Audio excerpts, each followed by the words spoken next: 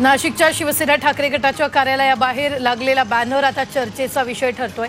राज ठाकरेंना मातोश्रीवर बोलावून घ्या अशी साथ या बॅनरच्या माध्यमातून उद्धव ठाकरेंना घालण्यात आली आहे। राज ठाकरे साहेबांना मातोश्रीचं आमंत्रण द्या, महाराष्ट्राला आनंदाची बातमी द्या अशी कळकळीची विनंती असा आशय बॅनरवर पाहायला मिळतोय।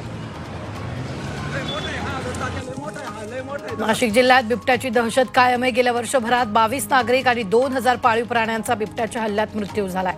यात सर्वाधिक 16 नागरिकांचा मृत्यू नाशिक पश्चिम क्षेत्रात झालाय, तर उसात बिबट्या मोठ्या प्रमाणात वास्तव्यास असल्याचं समोर आलंय। नाशिक महापालिकेच्या गेटवर मनसेनं घंटानाद आंदोलन केलंय। रस्त्यावरील खड्डे, गोदावरी स्वच्छतेसह शहरातील इतर प्रश्नांबाबत हे घंटानाद आंदोलन करण्यात आलंय। नाशिकमध्ये अवकाळी पावसामुळे 19 हेक्टर क्षेत्रावरील पिकांना फटका बसलाय। यामध्ये सर्वाधिक 12 हेक्टर क्षेत्रावरील कांद्याच्या पिकाला फटका बसलाय। त्यामुळे पिकांचं मोठ्या प्रमाणात नुकसान झालं असून शेतकरी आर्थिक संकटात सापडलाय।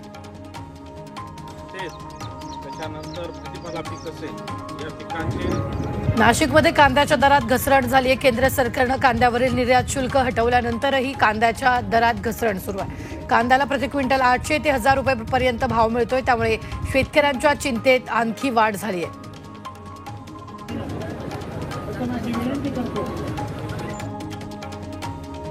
नाशिकमध्ये सायबर क्राईममध्ये मोठी वाढ झाली।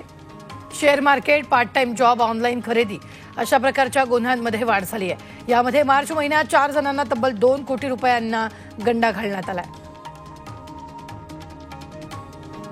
नाशिक सीएनजी विक्री बंदचा निर्णय मागे घेण्यात आलाय। MNGL अनियमित सीएनजी पुरवठ्यामुळे नाशिक जिल्हा पेट्रोल डीलर असोसिएशननं 26 एप्रिलपासून सीएनजी बंदीचा निर्णय घेतला। मात्र MNGL सोबत झालेल्या बैठकीत पुढील महिनाभरात सीएनजी पुरवठा सुरळीत करण्याचं आश्वासन देण्यात आलंय। त्यामुळे नाशिक जिल्हा पेट्रोल डीलर असोसिएशननं सीएनजी विक्री बंदचा निर्णय मागे घेतलाय।